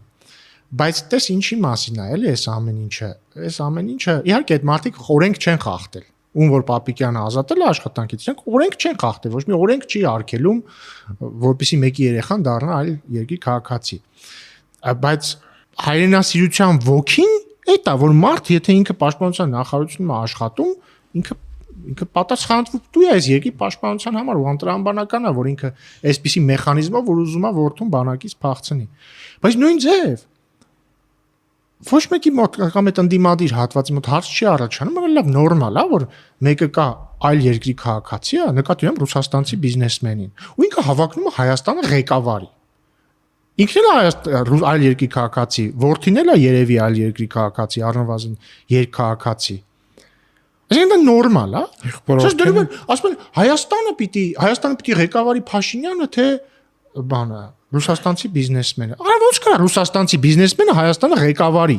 Ինքը ռուսաստանցի բիզնեսմեն է, ինքը կարող է իր ռուսական բիզնեսը ղեկավարի։ Թող ղեկավարի, Աստծո սիրուն։ Բայց ինքը չի կարող Հայաստանը ղեկավարել։ Սա բիզնես չի։ Հայաստանը բիզնես չի։ Վստահ չեմ, որ իր ռուսական բիզնեսը կարող ղեկավարի։ Դե չէ, ամեն բայց սա մեր որոշելի կետ չի, մա դա արդեն Ռուսաստանի իշխանությունների հետ։ Հա, բայց այս մի challenge-ել անենք էլի որպես այդպես։ Օրինակ, տենց ասում են, չէ, դուք բան եք, ինչ է անունը։ Ինքը ուժեղ է, շատ լավ, հիմա challenge ենք անում որպես այդպեսին, եթե այդքան ուժեղ է, ցույց տվեք ինձ մի տեսահոլովակ, որտեղ Սամվել Կարապետյանը Ռուսաստանում ինչ որ մի ժեկի պետի ասում է ձեր աչքի վերևում ունք կա։ Ժեկի պետի։ Над вашим глазом есть бровь։ Այո, չեմ ասում բանին, Եդինայա Ռոսիային, չեմ ասում տենց Աստված մի արասցե վարչապետին կամ Աստված էլ ավելի մի արասցե երկրի նախագահին ինչ որ մի ծպտուն հանի, չասում ինչ որ մի հատ Ռուսաստանում ինչ որ մի հատ ժեկի պետի։ Ուղղակի բառացիորեն ասած լինի, у вас над глазом есть бровь։ Просто այտենց հենց թեկուս իմ էս ակցենտային ռուսերենը որպես այդպեսին թող այտենց մի հատ տեսահոլովակ ցույց տան որտեղ Սամվել Կարապետյանը Ռուսաստանում ինչ որ մի հատ պաշտոնյայի մի հատ ջեկի պետի մի հատ չգիտեմ չէ պատգամավորի չեմ ասում հաստատ անհնար է ասած լինի բայց sense բան են անում էլի Ռուսաստանում վախում են նույնիսկ Հայաստան-Ադրբեջան պատերազմի ժամանակ Հայաստանի պաշտպանը կարելի է այստեղ մենք ուժեղ ենք մենք շատ ուժեղ ենք հա Շատ ուժեղ եք, այնքան ուժեղ եք, որ Ռուսաստանը վախում եք նույնիսկ Հայաստանի ավոկտին մի բառ ասել։ Լավ, շատ խոսացինք։ Ինձ էլ ասում։ Բայց հա, եթե այտենց վիդեո կա, թող հրապարակեն։ Հա, challenge ենք անում։ Հրապարակեք այդ վիդեոն, որտեղ որ ինչ որ ժեկի պետի ասում է, у вас над глазом есть бровь։ Ինչևէ, այստեղ մյուս թեման, որը որ ես առանձնացրել եմ, մենք երեք իմացանք, որ հայր ասողիկը կանչվել էր քննչական կոմիտե, ինչքան մամուլից հասկացա, չեմ պնդում, թեման Գեղարդն է։ Սուրբ Գեղարդը, որը ճարը թե բուն Գեղարդը։ Չէ, բուն Սուրբ Գեղարդը, որով ինչպես գստավանդության, ինչպես գիտեք, խոցվել է հռոմեացի զինվորը, խոցել է Հիսուսի կողը համոզվելու համար, որ նա մահացած է։ Այդ Գեղարդը պահվում է մեր։ Բայց գնես, ճիշտ եմ հիշում, համոզվելու համար, որ մահացած է, թե հենց սպանում է վերջնական։ Կարծեմ ոնց որ սպանում է դրանով։ Դա ավելի ճիշտ լավ ուսումնասիրել է պետք, ես տենց եմ հիշում։ Մի խոսքով, մեր ինչպես տեսնում եք, մենք չենք հավակնում լինել աստվածաբանության լիակատար գիտակներ, ված չգիտենք։ Ինչևէ, այնուամենայնիվ Գեղարդը պահվում է։ Եղոյանը լավ կիմանա դա։ Եղոյանը միանշանակ կիմանար։ Ինչևէ, Գեղարդը պահվում է Մայրաթոր Սուրբ Էջմիածնում, ինչպես գիտեք, ու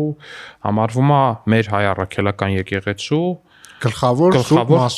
Սուրբ Մասունքը, եթե որտեվ ուղիղ կապ ճիշտ է, հա, դրանից, հա, ճիշտ ես ասում։ Հիսուսի հետ ուղիղ կապ ունեցած Մասունքա ու կարծեմ կա դա, հա, վստահաբար գլխավոր Սուրբ Մասունքը կլինի, եթե չեմ սխալվում, նաև այնտեղ պահվում է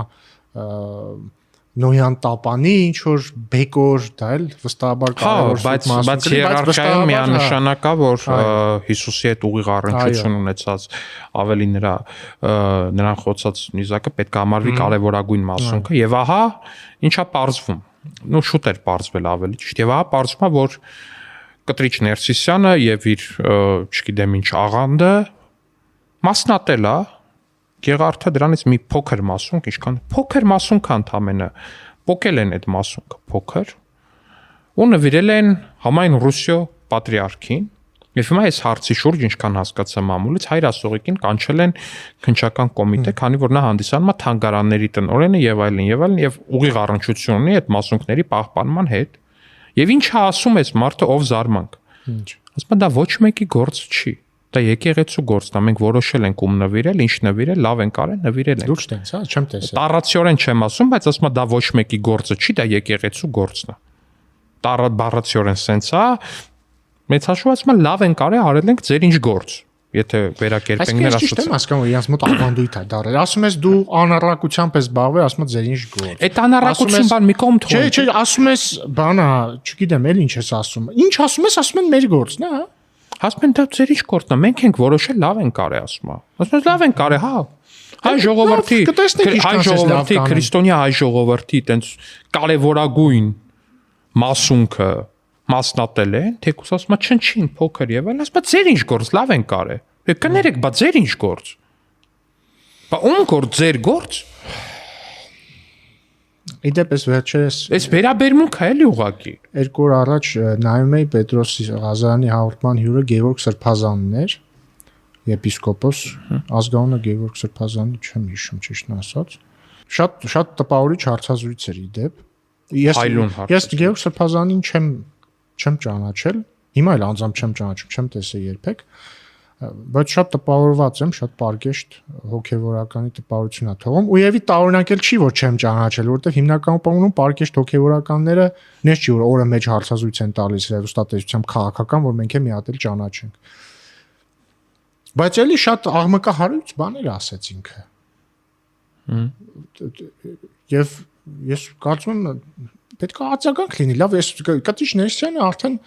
բան է էլի, սա աբսուրդի է վերածվում, այսինքն ինչ մեղադրանք ասես չի ներկայացվել իրանց։ Մի մասը ընդ որում ոչ միայն մեղադրանքներ են, այլ նաև ապացուցված մեղադրանքներ են։ Ինքը որոշել է սուսուփուս падոշի պես նստի, էլի սա այլ բառ չեմ կարող գտնել, էլի հայերեն ոնց կլինի падոշ։ Հայերեն այդ բառը իր ողջ գեղագիտական իմաստը։ Բայց ոնց կլինի տակածու, հա։ Տակածու, այլի падոշվա, հա։ Ասին աննամոթի պես ապացուցում է որ իր հարազատ եղբայրը KGB գործակալա, ոչ մի բան չի անում դրա վերաբերյալ։ Բոլորը գիտեն որ ինքը բան է, խախտել է կուսակրոնության ուխտը, ոչ մի բան, իրանց գործն է։ Հազար հատ ապացույց բան է, կա մեղադրանքներ, որ մանկապղծության դեպքեր են եղել եկեղեցու սպասավորների մասնակցությամբ, ոչ մի արձագանք։ Մարդիկ եպիսկոպոսներ ասում են, որ մարդիկ ստիպել են հոգևորականներին գնալ ընդդիմադիր հավաքների, ոչ մի արձագանք։ Չէ, բայց այսինքն ես գիտեմ իր հույսը ուր է։ Կտիչ Ներսյանը հույսը հետեւյալն ասում եմ, մի քիչ ձգեմ սրանք ընտրությունները կրվեն, իշխանությունը փոխվի, մերոնք գան իշխանություն։ Ուզում եմ հույսը 21 թվին է ունենալ, էլի չի հասկանում, որ չի արդարանալու։ Ես լուրջ եմ, ես մարդիկ կարող են նկատած լինեն, որ ես շատ ակտիվ եմ հակակտրիչ ներսյանական արշավում, ոչ թե հակաեկեղեցական արշավ, որտեղ հակաեկեղեցական արշավի ղեկավարը հենց Կտրիչ Ներսյանն է, այլ հակակտրիչ ներսյանական։ Որտեվ ես այս երեսպաշտությունից խեղդվում եմ արդեն։ Աբսուրդ արելով, ոնց կար այդ մարդը լինի մեր եկեղեցու վեհապար հայրապետը, ինքը ոնց կար վեհապար լինի այսքանից հետո։ Բայց Գևորգ Սրբազանն էլ ինչ էր ասում, իր սիրելիներին եկեղեցուն պատկանող բնակարաններ ա նվիրել։ Հա, օրինակ իսկ դու իրավապահ մարմինները պետքա ստուգեն, կա sense բան, թե չէ։ Կամ ընդհանրապես իր այդ ընտանիքի անդամներին, իր երեխաների վրա ինչ որ բաներ ա գրել ինքը։ Պետքա հասկանալ, հա պետքա գույքը, իր ընտանիքի անդամների գույքը, պետքա մի հատ ստուգվի, հասկանալ այդ ինչ գույքեր ունեն։ Այս վերջերս այնց բաներ մի տեղեկանք ընկավ ձեռքիս տակ որպես այդպեսին, այսինքն տեղեկանք չէր, մամուլի բաներ, եթե չեմ սխալվում, քահանաներից մեկը քանի գույք ուներ։ Քանի 100 գույք ուներ որպես։ Պետք է ստուգել այդ ամեն ինչը։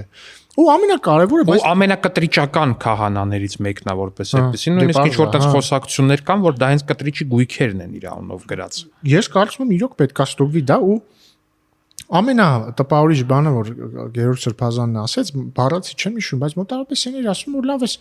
մարդը եկեղեցին դարձրել է մի քաղաքական ուժի, այսինքն մի քաղաքական ուղղվածության դաշտ։ Լավ ո՞նց կարող է Կտրիչ Ներսյանը չհասկանալ, որ ինքը այս գործողությամբ եկեղեցին, որը կոչված է լինել բոլորինը, դարձնում է ռադիկալ, այո, դարձնում է ռադիկալ ընդդիմությանը, որն էլ ակնհայտ բացարձակ փոքրամասնություն է մեր երկրում։ Նույնիսկ եթե չլինի փոքրամասնություն, նույնիսկ եթե լինի, ասենք, հալալ կեսը, նույնիսկ եթե լինի 80%-ը, դու ոնց կարաս այն մյուս 20%-ին դուրս թողես։ Եկեղեցին պիտի լինի բոլորի եկեղեցին, դու ոնց ես վերցնում 1700-ամյա կառույցը Սարգսում Քոչարյանի շտապ։ Ինձ թվում է դա գալիս է նրանից, որովհետև նորից եմ ասում, մենք բավականաչափ շահախնդիր չենք ու նախանձախնդիր չենք, որպեսզի հենց մեկը թեկուզ ամեն ինչը դնենք մի կողմ, էլի։ Ամեն ինչը դնենք մի կողմ։ Կուսակրոնություն, այս կողմ, այն կողմ, այն կողմ, այն կողմ։ Ցանկացած հայ քրիստոնյա, հայ առաքելական եկեղեցու հետևոր պետք է տա հետևյալ հարցը։ Ձեզով է թողել մեր ամենասուրբ մասունքը մասնատեք։ Ո՞վ է ձեզ թողել։ Դուք ո՞վ եք։ Հայր ասողիկ, դու ո՞վ ես։ Կտրիչ Ներսիսյան, դու ո՞վ ես, որ մեր ամենասուրբ մասունքը,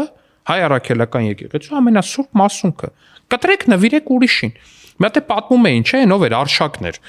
Բանա էլի են հին վիդեոներում կա։ Հա, ընդամենը նահանգապետի հետ, ինչ որ ռուսաստանցի նահանգապետի հետ, բան տենց ուղարկել ենք հիմա ծնունդներ մարդու, էլ դες լավ չի։ Վաղնե ծնունդը լինի ինչ եք անելու, ինչ որ մի հատ ուրիշ ծնունդը լինի, էլ ինչն եք նվիրելու օրինակ որպես այդպեսին։ Այս սրբապղծություն է, կուսում է դրանից ավել սրբապղծություն Գեղարդից մասնատումը։ Գեղարդի մասնատումը, բառի ամենաուղիղ իմաստով սրբապղծությունն է, որպես այդպեսին։ Բայց նա ես կարծում եմ, որ Հայաստանի բնակչության մի մեծ մասի էլ դա այդքան էլ հետաքրքիր չի, որտեղ իրանք, ասենք, չգիտեմ, այդքան խորացած չեն հոգևոր կյանքում կամ մի խոսքով, այսինքն իրանք կամար կարող դա այդքան էլ կարևոր չլինի կրոնական տեսանկյունից։ Բայց առնվազն չնայած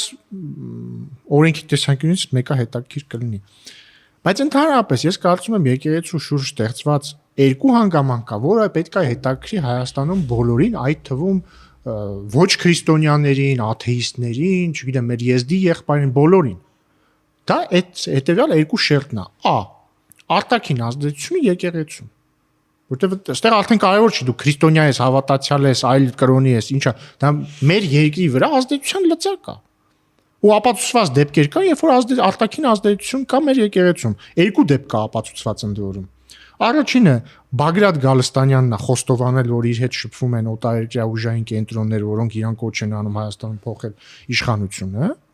Այսինքն arczepiskoposi հետ օտարերկրյա ուժային կենտրոնները ազդեցություն են իր միջոցով ազդեցություն են ստանում մեր եկեղեցում։ Այդ նույն arczepiskoposը նաև ասում էր, որ ինքը ինչ անում է Կտրիչ Ներսյանի օրհնությամբ, եւ երկրորդը ապացուցված է, որ Կտրիչ Ներսյանի հարազատ եղբայրը ռուսահայոց թեմի առաջնորդը KGB-ի գործակալ է։ Սա արդեն կրոնական թեմա չի, սա բարոյական թեմա չի, սա ազգային անվտանգության թեմա է։ Այսինքն սա արտաքին մասն է, եւ երկրորդը ներքաղաքականն է, այսինքն մենք ունենք մի իրավիճակ, երբ որ մի հատ կառույց, որը պետք է լինի բոլոր հայերի կառույցը, դառել է հայերի մի մասի կառույցը։ Այսինքն ինքը պետք է լինի ամենայն հայոց կաթողիկոս, Կտրիչ Ներսյանը պիտի լիներ։ Ինքը որոշել է դառնալ ամենայն քոչարյանոց եւ ռուս բիզնեսմենոց կաթողիկոս։ Հասկանում ես։ Բայց դեռ նաև երրորդ թեման կա։ Եվ կա երրորդը, որը կոռուպցիան է։ Որը կոռուպցիան է, այո։ Որը բացարձակ կոռուպցիան է, որը թող լափոցին է կներեք արտահայտության։ Եթե իրոք պարզվի, որ Կտրիչ Ներսյանը իր ինչ որ բարեկամների բաները նվիր է եկեղեցու պատկանող, դա արդեն մաքուր կոռուպցիա է, եւ ոչ միայն Կտրիչ Ներսյանը, մյուս բոլորը։ Սա չի կարող շարունակվել ուղղակի։ Չէ, ակնհայտ է, որ այս պարտիկին չեն անում։ Մոմերի մենաշնոր են սահմանում, այդ մոմերի վրա հարստանում են։ Որքանով ես գիտեմ, քահանաներից այդ ծիսակա մեր ժողովրդի մոտ տարածված բան կա, չէ՞ որ ծիսակարգը այսքան արժի, հոգեհանգիստը այսքան արժի, կնունքը այսքան արժի, եւ այս վերջի շրջանում, քանի որ մենք շատ ենք շփվում հոգեվորականների հետ, շատ ավելի շատ, քան սրանից առաջ էլի առնվազն, ու sense գալիս հանդարտեղեկություններ, որ այդ գումարը իրականում այդ քահանաներին է չի։ Բանն է։ Գնում է հենց ուղիղ Կտրիչ Ներսիսյանի տնօրինմանը։ Չի մնում իրանց։ Չէ։ Իրանք ունեն ամսական շատ փոքր բավարարում։ Ես մի անգամ հիշում եմ, ես հարսանիքին խավոր էի եւ ինձ վերջում մի 2-3 տարի առաջ սարկավագը մոտեցավ ինձ, էլի բողոքում էր այդ աշխատավարձերից։ Դες իհարկե բան չունեի ասել, որտեղ պետական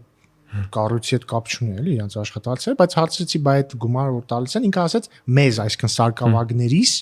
դրանից բան չի մնում, բայց ես չգիտեի որ քահանաներին է։ Ես ինչքան հասկանում եմ, ես նմանատիպ բաներ լսել եմ տարբեր հոգևորականներից, ընդ որում թե բարձրաստիճան, թե քահանաներից էս վերջի շրջանում, ու դա նաև բացատրում է այն փաստը, թե այդ ինչ ցոփ ու շվայտ հաճույքների մեջ են, օրինակ Արշակը, Կտրիչը, Կտրիչի ընտանիքը, այդ ոնց է տենց ստացվում այդ ամեն ինչը։ Ու ես իմ համար բան է, էլի սա նաև մարդկային արդարության բան է։ Հասարակ ուղղակի անարդարության նկատմամբ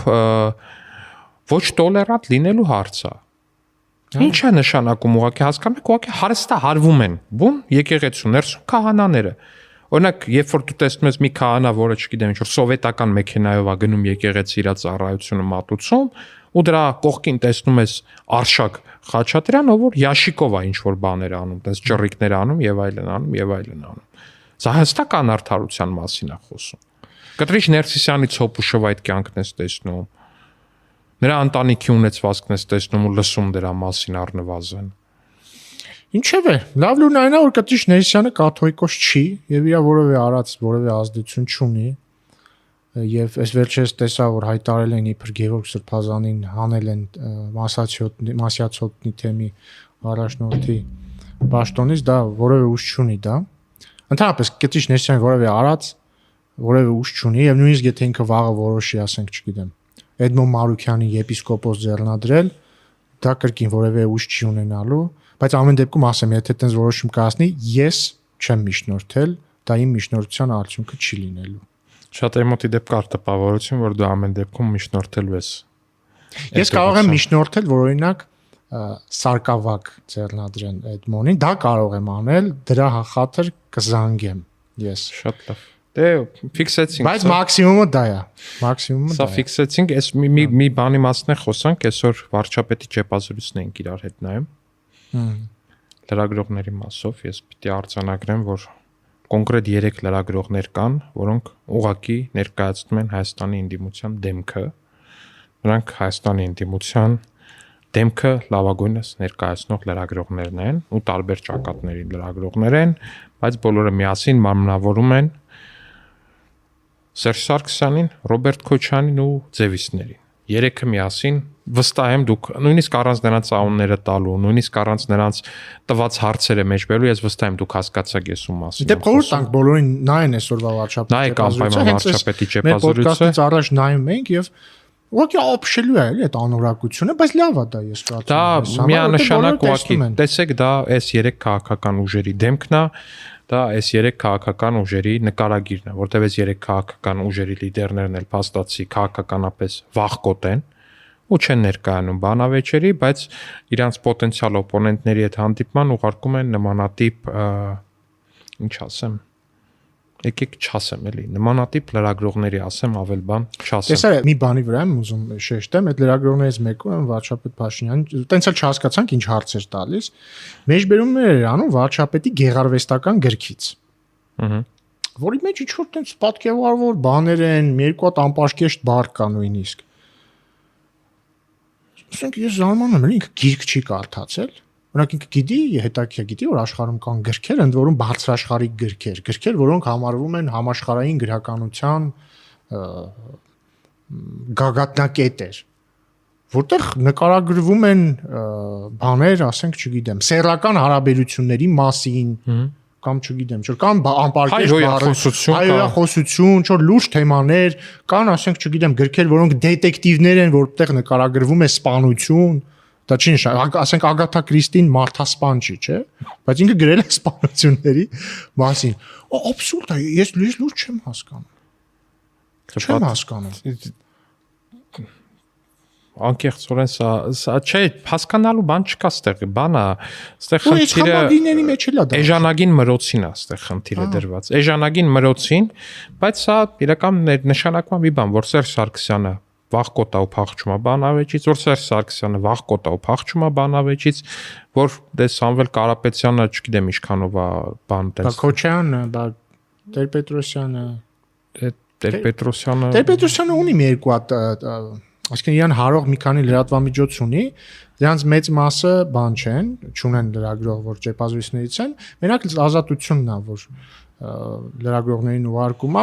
Չէ, դե Ազատությունը ավելի շատ մեր ձևովի թևից է, որպես այդպեսին։ Հա, Քոչարյան։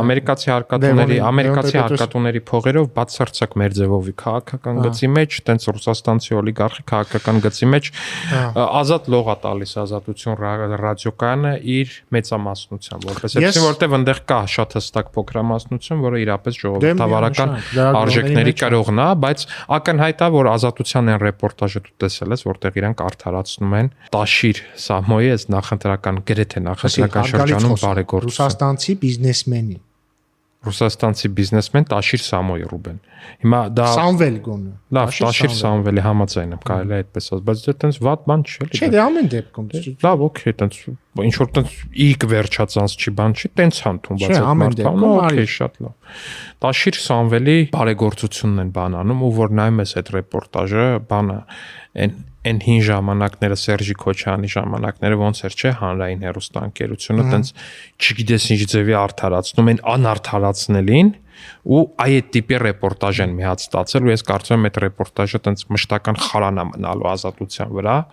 ու հետագայում երբ որ ազատությունում վերջապես կարգեր կփոխվեն այնտեղ ժողովրդավարական արժեքները կսկսեն ել ավելի բարձր գնահատվել քան հիմա է փաստացի ու հակաժողովրդավարական ուժերը չեն վայելի այդքան մեծ աջակցություն ազատության որոշ շրջանակների կողմից առնվազն այդ ռեպորտաժը այնտեղ կմնա ցուցիչ որ սա եղել է մի էջ ազատությունում որին այլևս երբեք վերադառնալ չի կարելի ես այս տարվա վերջում որոշել էի իմ սեփական մրցանակաբաշխությունը հիմնադրել եւ տարվա վատագույն լրատվամիջոց անվանակարգում հաղթանակը տվեցի ազատությանը հետեւյալ ու բան էի անում էլի մի քիչ երկմտում էի ազատություն թե հրապարակ հորաթերթ բայց ամեն դեպքում կարծում եմ ազատություն որովհետեւ հրապարակը գոնե չի ձևացնում որ ինքը ժողովրդավարության արժեքների ջատագով է հրապարակը վատ թերթ է իրան պահում որպես վատ թերթ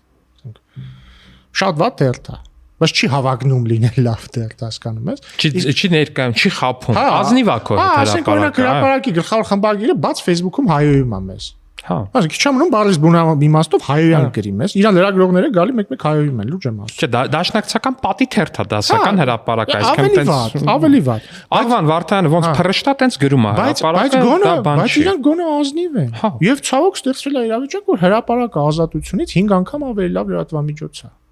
ինչը բարձվում էր անհնար է, բայց բարձվեց հավանականությունը 0-ին հավասար չէ։ Մեծ հաշվով ազատությունն ու հրապարակը գրեթե նույնն են, բացառությամբ էլի եմ ասում, ազատության այն չէ, բացի այդ, ազատության այն փոքր կորիզը, որը դեռ կա ու ժողովրդավարության խոսքը անհատ լրագրողների մասին է, բայց ընդհանուր լրատվական քաղաքականությամբ նույնն են մեծ հաշվով ազատությունն ու հրապարակը,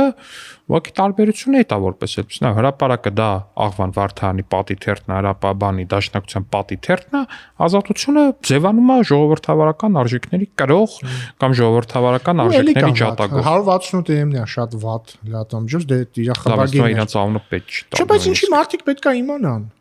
իր գլխավոր խմբագիրն է երեք որ ասել շատ ավելի լավը կլինի եթե իրանք չիմանան չէ ես կարծում եմ պետք է իմանան ես կարծում եմ մենք պետք է սկսենք գնահատել լրագրողներին բայց իրական Հայաստանում լրագրության ողբերգական վիճակը հասկանալու համար ժուրնալիստների միության նախագահը իր պատին կիսվել է իր թերթի հոդվածով ու իր պատին վերաշարադրել է այդ վերնագիրը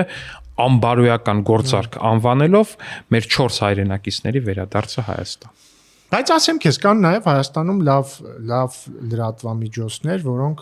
դե շատ ենք խոսել լավերի մասին։ Կարող է, չէ, շատ չենք խոսել։ Օրինակ ես մենք հիմա շատ ենք նեգատիվի վրա կենտրոնում ու ճիշտ ենք եւ իհան որտեղ մի 90%-ը մեր լրատվամիջոցների անորակության այսինքն լացակումած վիճակ է մեր մամուլի դաշտում բայց ես պետք է ասեմ որ օրինակ ես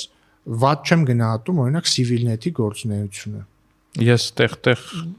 կարող է տեղ բայց դե նայած ինչի է համեմատես չէ ընդհանուր առմամբ օրինակ հա Civilnet-ի տեսել եմ գլխավոր խմբագիրը ինքն էլ է մի երկու անգամ այտենց վիրահորական բաներ գրել օրինակ ԿՊ-ի մասին բայց ես օրինակ չեմ կարող չտեսնել որ իրանց fact check-ը հենց իդեալական չի բայց այնտեղ նյուանսներ կա չէ այնտեղ նյուանսներ կա իրանց fact check-ի հետ կապված նյուանսներ կա որպես այդ ինքը դու չես կարող 100% համաձայն լինել եթե 100% համաձայն լինես նշանակում է վատն է չէ այստեղ ուրիշ նյուանս եմ ասում իրանց fact check-ի հետ կապված կա հետեւյալ նյուանսը որն է այս վերնագրերը երբ որ իրանք fact check են անում մեզ ու երբ որ իրանք fact check են անում ընդդիմության Դու կհասկանաս թե ես ինչի մասն եմ ասում։ Միանշանակ է, որ այս պայդրության ազատությունից մի քանի գլուխ բարձր են որպես այդպեսին, բայց նաև ակնհայտ է, որ շատ հեռու են լրատվական ստանդարտի, լրատվության այս ոսկե ստանդարտի։ Դե ասում եմ, ես ամեն ինչի հետ իրանք ունեն կողմնակալություն, ակնհայտորեն իրանք Ես համաձայն չեմ, որովհետև կարող է ինչ-որ ռեպորտաժ ունենա կողմնակալություն, բայց ես օրինակ տեսել եմ ռեպորտաժներ, որովհետև ես տեսել եմ, որ այստեղ կոմունակալություն չկա։ Ես շատ օրինակ գնահատում եմ Արշալույս Մղդեսյանին որպես հարցազրույցավար։ Որպես հարցազրույցավար ես էլ եմ, բայց համարում եմ ամենա տենց անկողմնակալ հարցազրույցավար։ Բայց դե թող որ տենց են գցում, ուրեմն կնես Կարլեն Ասլանյանին էլ պետք է համարենք ու անվանենք ու ասենք, որ Կարլեն Ասլանյանն է։ Բայց որն է տարբերությունը Civilnet-ի եւ Ազատության, որ ես կարծում եմ համաձայն եմ Կարլեն Ասլանյանի մասով, բայց Ազատությունը իր ամբողջության մեջ արդեն 90%-ով լրիվ տենց անորակ դաշտում է։ Civilnet-ը ինձ թվում է ամեն դեպքում ավելի շատ որակյալ դաշտում է, քան անորակ։ Ֆակտորը չեմ կարող։ Հա, իդեպ մեզ Ամերիկայի Միացյալ Նահանգներից էլ են շատ մեր հայրենակիցներ նայում, հա, սիրելի Ամերիկայում բնակվող մեր քաղաքացիներ, այդպես է ստացվել, որ դուք որպես հարկատու գումար եք վճարում Ամերիկայի Միացյալ Նահանգներին, Ամերիկայի Միացյալ Նահանգները այդ գումարը վերահասցեագրում է Հայաստան, նաև Հայաստանի Հանրապետությունում գործող Ազատություն լրատվականին, որն էլ տարօրինակաբար մեզ համար շատ տարօրինակաբար առաջատանում ռուսական, պրոռուսական քաղաքական գործիչների եւ ռուսաստանցի այդ օլիգարխի քաղաքական գիծը, սա ձեզի գիտություն։ Բայց վերադառնալ, օրինակ Factor TV-ն ես համարում եմ լավ լրատվամիջոց, չնայած էլի իրանք մեկ-մեկ անում են բաներ, որից դուր չի գալիս։ Օրինակ ինձ Նարեկ Կիրակոսյանի լրագրողական ոճը դուր չի գալիս։ Բայց Նարեկ Կիրակոսյանի լրագրողական անկողմնակալությունը ինձ դուր է գալիս։ Բայց ինձ մեկա դա ոճը դուրը չի գալիս, այսինքն։ Հա, բայց պարտավորել չի մեզ դուր գա։ Չէ, բայց ես սա նրա համար եմ ասում, որ ինձ չի որ ես համարում եմ իդեալական։ Բայց մենք այնպեսի տիղմի մեջ ենք լրատվական անկղմված ուղակի, որպես այդպեսին։ Հեսա էլի գնալու են ճեպազրույցին մեր ոդկասթի։ Ես քեզ ասեմ, էլի ասեմ, հետք օրինակ, ճիշտ է, այս վերջերս մի քանի հատ արել էր հետաքննություն, չէ, հատկապես օրինակ ԿՊ-ի վերաբերյալ մի հատ արել էր ծիծաղալու էր ուղակի, բայց ես պետք է ասեմ, որ էլի ես մեծամասամբ իրանց գործունեությունը ված չեմ համարում։ Չէ, դա խայտարակություն է, ինչ դու ես հիմա ասում։ Ասում եմ մեծամասամբ։ Հատկապես մեծամասամբ հետքը ուղղակի խայտարակություն է, հետքը ստվերն է այն հետաքննող լրատվամիջոցի, որը որ կար նախկինում, հետքը ուղղակի ակնհայտ է, որ նախկինի ստվերն է, բայց ես կարծում եմ, որ դեռ օգտակար բան է։ Հետքը ուղղակի դարել է այն բանն է, հետքը ուղղակի Քոչյանի բարձրախոսի բարձրախոսն է դարձել երկար ժամանակ առաջ։ Չէ, վիճելին որն է։ Դու հասկանում ես այդ մարդիկ լուրջ դեմքով դնում տպում Վահե Հովանեսյանի հոդվածները։ Դա էլ վատ դեպքերից է։ Վատ դեպք չի դա քաղաք։ Բայց մի քանի հատ լավ դեպք կա։ Լսի, երբ որ լրատվամիջոցը տպում է վերլուծական տեսակի ընդամենը մի հոդվածաշար, քաղաքական։ Դա նշանակում է, որ դա այդ լրատվամիջոցի քաղաքական գաղափարախոսությունն է եւ հետքի լրատվական քաղաքական գաղափարախոսությունը գրում է Քոչյանի բարձրախոս հանդիսացած Վահե Հովանեսյանը։ Լավ, արի հետքը հանեցինք լավ լրատվամիջոցների ցանկից, բայց նաեւ չենք մտցնում վատերի մեջ։ Հենց մեջտեղա։ Չէ։ Չէ, լսի։ Գիտես ես ինչ խնդիր ունեմ մեր լրատվամիջոցների հետ։ Իրանք լուրջ դեմքով ուսումնասիրում են, թե քանի հատ կիքս կարան գտնեն ԿՊ-ի տարեկան հաշվետվությունների։ Այդ կա։ Դա օքեյ է, ես պնդում եմ, որ այո, արեք, ավելի ջանասիրաբար արեք, բայց նույն լրատվամիջոցները լուր են, Այդ էլ կա։ Որ մնացած կուսակցությունները առհասարակ չունեն ֆինանսական թափանցիկություն։ Մի ծպտուն չեն հանում, որ դաշնակցությունը ամբողջ տարվա համար մի հատիկ բնամթերքով նվիրատվություն է գրում։ Ոչ մի լրատվամիջոցի դա չի հետաքրքրում, այդ ոնց է տենց ելնում ձեռեք առնում։ 50,000 հատ քաղաքական ակցիա է կարել, քանի հատ բեմ եք հավաքել միլիոնանոց, քանի հատ չգիտեմ ինչ է կարել։ Ոնց է ստացվում, որ մի բնամթերքով նվիրատվությամբ եք այդ ամեն ինչը արել։ Այդքան գրասենյակ եք վարձում, այդքան աշխատող եք պահում։ Միջոցների մի մեծ մասը պարզ չի նաև իրանք որտեղից են ֆինանսավորվում։ Դե հենց այդ է։ Իսկ կարող ասենք այդ ստվերով դաշնակցությանը փող տվողները ստվերով փող են տալի նաև այդ լրատվամիջոցներին, որոնք այդպես ընկած ԿՊ-ի բաներում հաշվետվություններում, որպեսզի հասկանաք, էլի այդպես հազարավոր նվիրատվությունների մեջ ինչ որ մի հատ երկու հատ կիքս են գտնում եւ մենք շատ ուրախ ենք, որ գտնում են, դա օգնում է մեզ, որ մենք ավելի լավը դառնանք, բայց այդ կատարյալ բանի մեջ պահել, վակուումի մեջ պահել մնացած քաղաքական ուժերի հետ կապված, դա աբսուրդ է։ Օրինակ բան է։ Արման Թաթոյանը տասնյակ միլիոնավոր դրամների մենակ գովազդադրե վերջին ամիսներին, բախի չեք հետաքրքրվում այդ գումարը որտեղից հարգել դա։ Ճիշտ է, ով է փող տալիս Արման Թաթոյանը։ Ով է փող տալիս Արման Թաթոյանը։ Բանը կոչ անենք իրան էլ հենց թող հրապարակվի, էլի։ Պարոն Թաթոյան։ Չէ, ինձ թվում է պարոն Թաթոյանը դեռ են կալիբրի չի, որ մենք իրան ուղիղ դիմենք մեր ոդկասթի ընթացքում։ Պարոն Սարգսյան, խոսքը Սերժ Սարգսյանի մասին է։ Խնդրում ենք, թող պարոն Թաթոյանը հրապարակի, թե ով է իրեն ֆինանսավորում, կամ դուք հրապարակեք, թե ով է ֆինանսավորում պարոն Թաթոյանին։ Չէ՞, չիմանանք։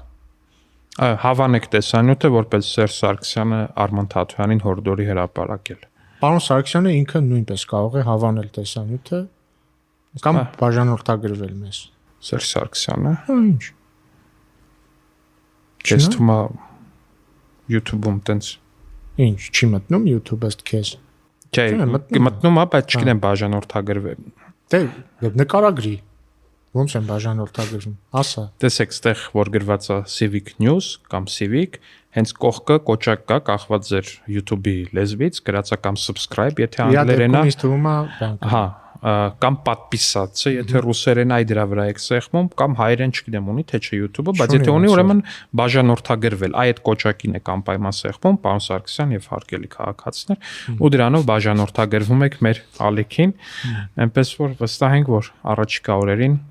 Civic-ի մեր կուսակցության լրատվամիջոցի բաժանորդների թիվը առնվազն 1-ով կավելանա եւ այդ մեկը գուցե կլինի Սերժ Սարգսյանը։ Այո, եւ կարծում եմ եւ կփորձենք ամեն դեպքում իրեն նույնպես վերափոխել, բարդ է իհարկե դա, բայց կփորձենք կարող ինչ-որ բան փոխվի, էլի, ամեն դեպքում։ Ինձ թվում է լավ զրույց ստացվեց, Ռուբեն, սիրելի քաղաքացիներ, անպայման հավանեք տեսանյութը, նորից բաժանորդագրվեք, կիսվեք ձեր ընկերների հետ, սա թույլ է տալիս, որպեսզի հոլովակը շատ ավելի մեծ տարածում ունենա YouTube-ի շրջանակներում։ Ես օգտվելուց առիթից մի բան էլ ասեմ, ինձ շատ են հարցնում, թե իմ նախագիծը հունվարի 27-ի հիշատակի օր սահմանելու վերաբերյալ այս տարի ուժի մեջ կմտնի թե ոչ, եւ հետեւաբար այս տարի հունվարի 27-ը ոչ աշխատանքային կլինի թե ոչ, ասեմ, որ հաջորդ շաբաթ քառորյային կընդունվի նախագիծը, այլ քվեարկություն կլինի, հույս ունեմ կընդունվի, ամենայն հավանականությամբ կընդունվի եւ հետեւաբար այս տարի հունվարի 27-ը կլինի ոչ աշխատանքային։ Եվ շատ կարևոր խորհրդով օր մեզ համար, որտեղ մենք վերջապես կունենանք նմանով, դա շատ լավ նախագիծ է, ես ողջունել եմ քեզ, ու ողջունել եմ նաև օրվա ընտրությունը։ Շնորհակալ եմ։ Ինչ, առայժմ Ռուբեն։ Առայժմ Վահագ։